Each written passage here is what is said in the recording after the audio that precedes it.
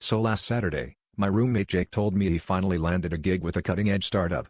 I was impressed, until he explained that his new job was literally standing in line for people who are too busy, or lazy, to do it themselves. "It's called line sitting, dude," Jake said, as if he was unveiling the next Uber. I shrugged and wished him luck, secretly hoping his first client would be waiting for the release of some fancy sneakers so I could maybe score a pair out of the deal.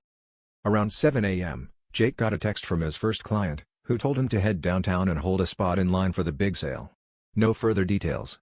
Jake, ever the professional, packed a camping chair, a thermos of coffee, and a crossword puzzle, and set out to claim his place in what he assumed would be a legendary queue. I got a couple of updates throughout the day. "Still here, line's getting longer," then, "Guy in front says he's been here since 5 a.m. The anticipation was killing him, and apparently the other people in line, who started swapping conspiracy theories about what was actually going on sale. 5 hours passed.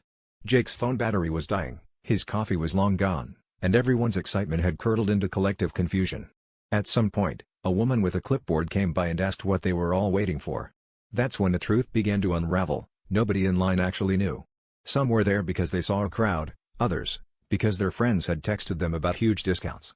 Finally, an employee from the store emerged and, with the solemnity of a funeral director, announced, "Sorry folks, there's no sale today. In fact, this store's been closed for renovation since last week." Jake came home looking like he'd just run a marathon in flip-flops. But as he flopped onto the couch, he sighed and said, "Well, I guess you could say I'm officially a professional at standing in line for nothing. Literally, today, I waited in line for absolutely nothing,